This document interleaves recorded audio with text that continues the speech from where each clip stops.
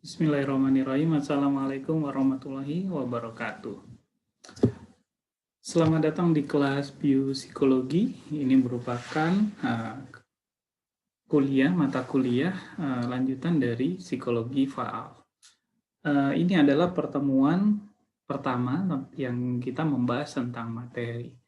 Di pertemuan pertama ini kita akan membahas tentang apa itu biopsikologi. Ya, sebenarnya ketika di faal ini sudah dibahas, tetapi kita ulas sedikit secara singkat saja. Nah, apa itu biopsikologi? Kalau kita lihat dari namanya, maka biopsikologi itu terdiri dari dua kata, yaitu bio atau biologi dan psikologi. Sehingga biopsikologi ini adalah, secara sederhananya artinya adalah kaitan antara ilmu biologi dengan psikologi. Itu mudahnya ya. Menurut Disbury tahun 1991, biopsikologi sendiri dikatakan sebagai ilmu yang mempelajari tentang biologis dari tingkah laku. Nah, di biopsikologi ini artinya mempelajari tentang hubungan sistem-sistem biologis terhadap tingkah laku. Bagaimana pengaruh sistem-sistem biologis terhadap tingkah laku. Sistem biologis itu seperti pernapasan, peredaran darah, saraf, dan lain-lain. Nah, tentu proses biologis, sistem biologis ini sendiri tentu mempunyai fokus di situ.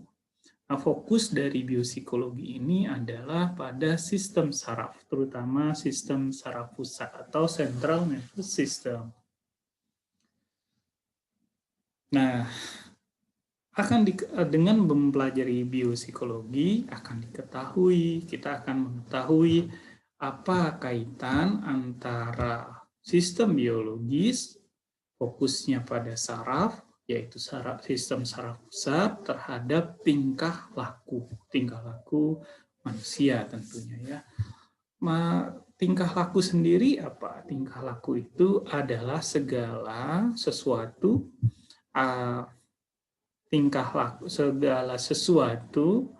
yang merupakan respon kita terhadap stimulus. Jadi apapun yang kita lakukan untuk merespon suatu stimulus itu disebut dengan tingkah laku menurut pandangan biopsikologi. Jadi Anda menulis, maka itu termasuk tingkah laku. Minum, tingkah laku.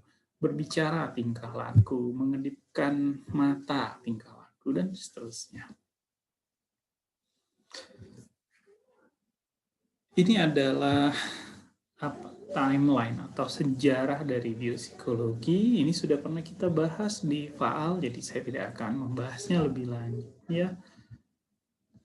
Nah, biopsikologi sendiri ini sekarang makin berkembang, terutama di abad ke-19 ini. Biopsikologi sendiri ini dianggap sebagai suatu ilmu itu ketika pada tahun 1949 Donald O. Hebb itu mempublikasikan bukunya yang berjudul The Organization of Behavior. Nah, menurut Pinel, biopsikologi ini termasuk dalam neuroscience. Neuroscience itu apa? Neuroscience itu adalah ilmu yang mempelajari tentang sistem saraf dari berbagai macam pendekatan.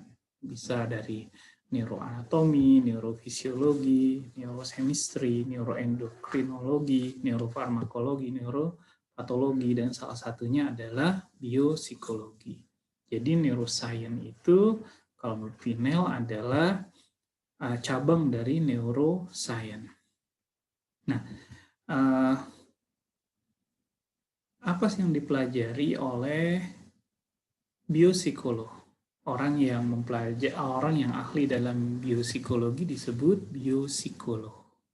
Atau kalau bahasa Inggrisnya biopsychologist.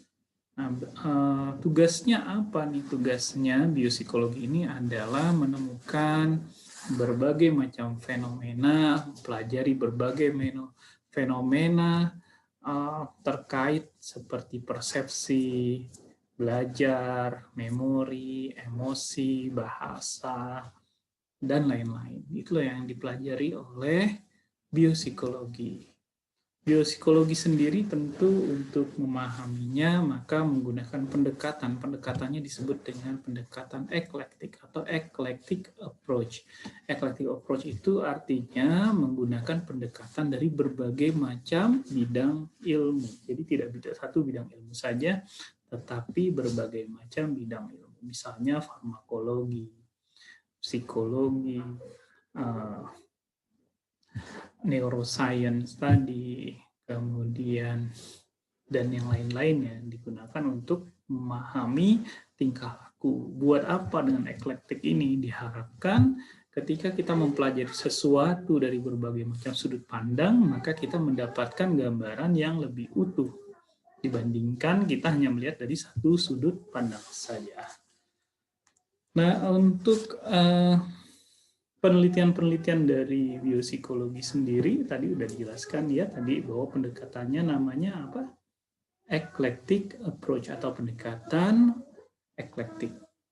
Nah, dalam penelitiannya maka biopsikologi ini bisa berupa yang subjeknya itu bisa human atau bukan human, manusia atau bukan manusia. Jadi kalau bukan manusia tentu adalah binatang yang digunakan.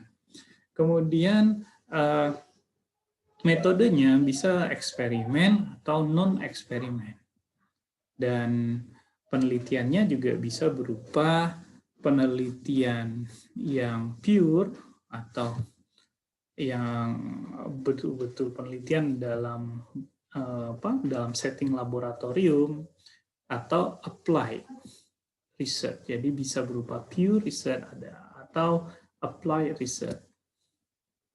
Biopsikologi sendiri memiliki 6 divisi. 6 divisi ini ada yang namanya physiological psychology, kemudian ada namanya psikofarmakologi, terus yang ketiga namanya neuropsychology, yang keempat namanya psikofisiologi, yang kelima cognitive neuroscience, dan yang terakhir adalah comparative psychology.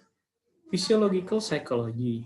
Physiological psychology ini adalah subdivisi dari biopsikologi yang berfokus pada manipulasi langsung, direct manipulation. Apa yang dimanipulasi? Yang dimanipulasi adalah fokus dari biopsikologi itu. Apa tadi? Sistem saraf. Sistem saraf dilakukan dalam setting laboratorium yang sangat terkontrol. Dan karena dilakukan manipulasi langsung ke sistem saraf, ya, maka nggak mungkin dilakukan pada manusia karena terkait dengan etika. Jadi subjek dari physiological psychology itu biasanya adalah hewan biasanya. Yang paling sering ya tentunya tikus, gitu ya. Jadi ciri khas dari physiological psychology itu adalah mempelajari biopsikologi menggunakan manipulasi secara langsung di sistem sarafnya. Contohnya, misalnya kita ingin mengetahui bagaimana perilaku makan. Jadi di otak itu mana bagian yang berperan dalam perilaku makan. Jadi caranya sederhananya ada tikus misalnya, kemudian dibedah kepalanya, kemudian otaknya, bagian otaknya itu yang diambil barangkali disayat atau apa, dilakukan manipulasi, kemudian dilihat hasil dari manipulasi tadi. Nah, seperti itu kira-kira physiological psychology. Divisi yang kedua adalah psikofarmakologi.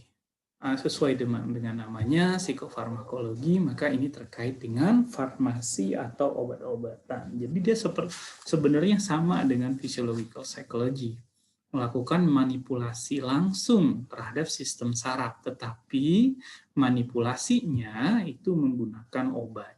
Jadi dia menggunakan obat-obatan. Kemudian ada yang namanya neuropsychology. Neuropsychology ini beda fokusnya. Fokusnya adalah untuk mempelajari tingkah laku, penurunan tingkah laku, behavior deficit, yang disebabkan oleh kerusakan pada otak, terutama kerusakan pada cortical damage. Nah, artinya yang rusaknya adalah bagian korteks dari otak, ya, korteks cerebri atau cerebral cortex. Nah, neuropsikologi ini tentu dilakukannya pada manusia. Tapi tadi terkait dengan etika, maka manusia nggak mungkin kita lakukan direct manipulation tadi ya. Kita lakukan manipulasi secara langsung, otaknya kita apa-apain gitu, nggak bisa. Maka yang bisa dilakukan adalah menggunakan neuropsikologi. Gimana cara neuropsikologi? Jadi misalnya ada seseorang yang mengalami penyakit tertentu, misalnya stroke misalnya. Kemudian terjadi misalnya penurunan fungsi apa? Misalnya penurunan fungsi bahasa. Maka dilakukan penelitian terhadap si pasien tadi. Pasien tadi dilihat, dipindai otaknya, kemudian diketahui mana yang mengalami kerusakan, kemudian apa efeknya. Nah, seperti itu. Jadi artinya neuropsikologi itu mempelajari pada pasien-pasien yang mengalami kerusakan otak, gitu ya, sehingga terjadi defisit tingkah laku atau penurunan tingkah laku. Kemudian yang keempat adalah psikofisiologi. Psikofisiologi ini fokusnya terhadap hubungan antara proses fisiologis dengan tingkah laku, dengan cara merekam respon-respon fisiologis, itu respon-respon fisiologisnya. Jadi kita mengetahui, psikofisiolog itu mengetahui hubungan antara fisiologis tubuh dengan tingkah laku dengan cara mencatat perubahan-perubahan respon dari fisiologis. Nah, yang khas dalam psikofisiologi ini adalah metode yang digunakannya adalah metode non-invasif, artinya tidak invasi, tidak sampai masuk ke dalam otaknya perekamannya. Jadi perekamannya itu dilakukan di luar otak atau di luar tubuh. Dengan cara seperti apa? Misalnya menggunakan EEG, elektroensefalogram, yang ditempelkan elektrode di kulit kepala untuk mengetahui secara fisiologis apa yang terjadi. Ya, apa yang terjadi. Itu psikofisiologis. Jadi misalnya ada orang diminta untuk misalnya memikirkan sesuatu, kemudian direkam menggunakan EEG. Apakah EEG saja? Enggak EEG saja, bisa juga ototnya, ya, ototnya, bagaimana gerakan ototnya, bagaimana gerakan matanya, kemudian denyut jantungnya, kemudian dilatasi pupilnya, dan juga kelistrikan dari kulit, seperti itu. Psikofisiologi ini kalau Anda pernah dengar lie detector, nah lie detector itu menggunakan prinsip mirip dengan psikofisiologi ini. Kemudian selanjutnya adalah cognitive neuroscience. Cognitive neuroscience ini merupakan divisi yang paling muda di biopsikologi. Nah, fokus pada cognitive neuroscience tentunya adalah pada proses-proses kognitif. Proses-proses kognitif itu seperti memori atau ingatan, atensi, persepsi, dan lain-lainnya. Jadi yang ditelitinya adalah terkait dengan kognitif. Nah, cognitive neuroscience ini juga menggunakan metode non-invasif seperti psikofisiologi tadi. Tapi biasanya menggunakan alat-alat yang lebih canggih. Biasanya menggunakan pencitraan otak misalnya. Bisa menggunakan PET, menggunakan CT scan, MRI, fMRI, dan sebagainya. Dan yang terakhir adalah comparative psychology. Comparative psychology ini merupakan divisi yang keenam dari biopsikologi. Sesuai dengan namanya, maka comparative psychology ini dia caranya adalah mengkomparasi, membandingkan satu situasi dengan situasi yang lain. Nah, demikian yang bisa saya sampaikan untuk pengantar biopsikologi. Jika ada yang mau ditanyakan, nanti kita bisa lanjut di diskusi. Assalamualaikum warahmatullahi wabarakatuh.